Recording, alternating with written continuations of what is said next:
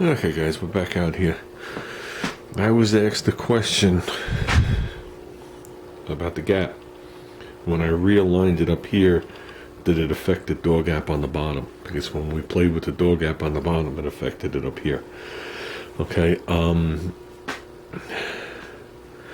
I wasn't paying any attention to this door gap because I know everything had to be realigned.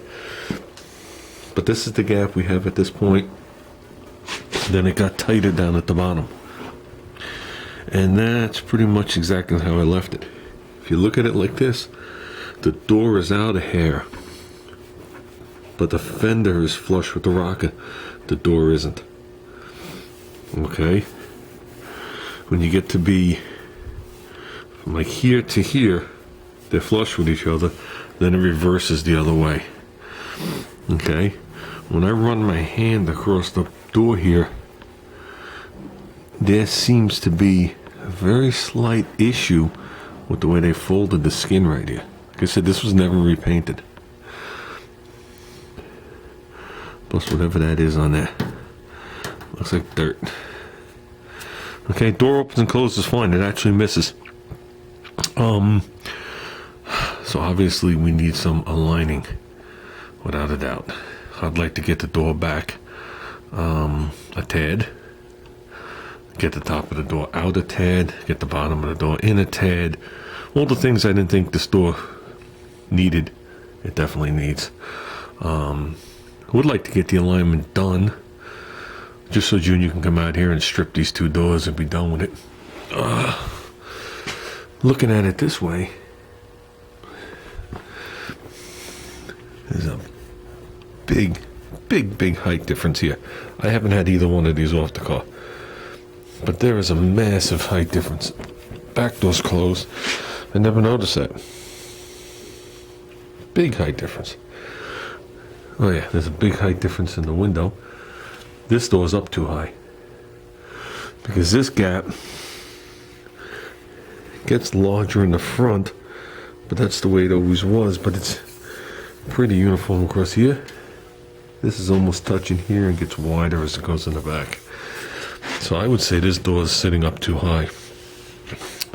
But to me, yeah, it seems to be down in the back. I guess I never paid much attention to these gaps. You know what I mean? You can see the striping is off, as well as the thing. So it's not like it's not rubbing on the striker at all. So I guess I don't see any playing these hinges, but I guess we will be playing around with this. I don't think these window frames come off. Yeah, you see these aren't like my other car, they don't unbolt. So there's no adjusting that. So basically, there to this point is good, except for a little adjustment on the hatch. Now we just have to make this fit this, that fit this, and that. And we'll see how it works out. I don't see a problem. We need a little here. We need some gone here. And we need some added there. So I think we'll be able to do it. So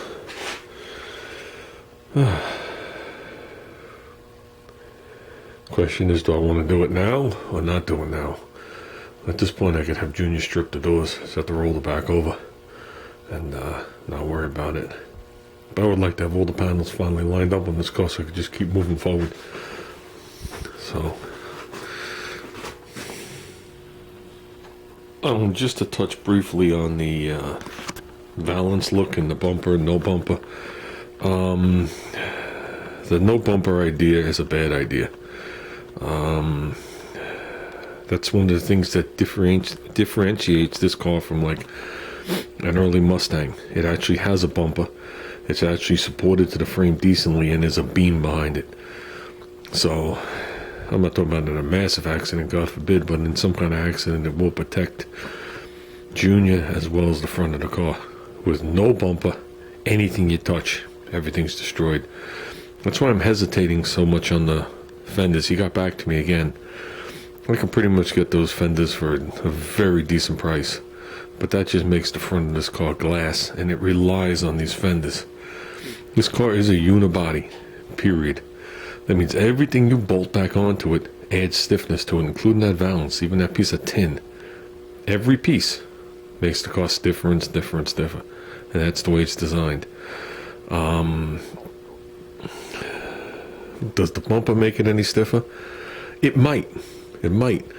On some early trucks, like the early 70s and whatever it was, like a Blazer, for example, those front and rear bumpers were actually cross members. And if you took them off and you went into a turn, the frame was actually bent like this. So, but taking the bumper off is cool looking, but you know, I gotta think of safety. The car will have bumpers and the car will have wipers. I can't do that to Junior. That'd just be stupid, you know. We all did stupid things when we were kids, but my parents didn't push it on me. I just did it when they weren't watching. Okay, guys, here it is in a nutshell. We have a lot of misalignment going on here. Out just a tad. Out a lot. Almost lined up. Major misalignment. Big gap.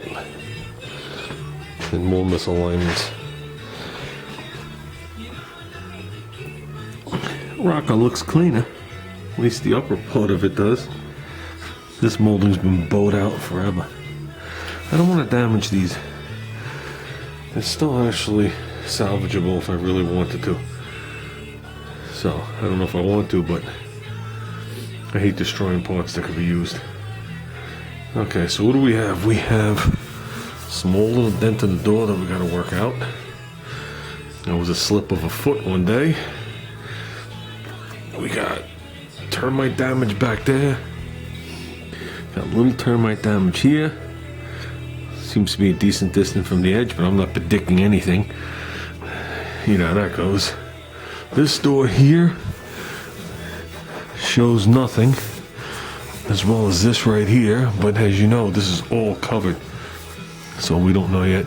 But it has a little weirdness right here. I don't know if it was hit here, but it has two lines like right there. I'm sure you can see them. Yeah, there you go. So we're gonna work on that. Man, I never realized that the body lines was this far off. Forget about the fender that we moved. I never realized how bad everything was on this side also. Holy smokes. So, and then we gotta work on the quarter, obviously. Would have been nice to get the quarter from the guy, but for that price, I'll make my own piece. Okay, Junior ground this. Okay, we can see the extent starts here. I got the same bubble right there. I see it goes to at least right here. And this shit built up in there. So we're gonna make shit there. I see a little bubble here, so let's assume that we're gonna come to a ½ inch from this edge. Hopefully not have to go to the edge. This one here, even though the bottom I feel a normal lip, this one we're going to wrap along the bottom. We're going to dimple it in and simulate the spot welds on this one. So I thought that was rod, that's glue from the edge of that.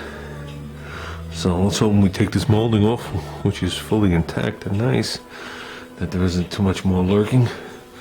A little spot of surface rust, you know, we have to deal with up there. So we'll be busy. We'll be busy. Little thing right here in the corner. So, man, nothing lines up on this side.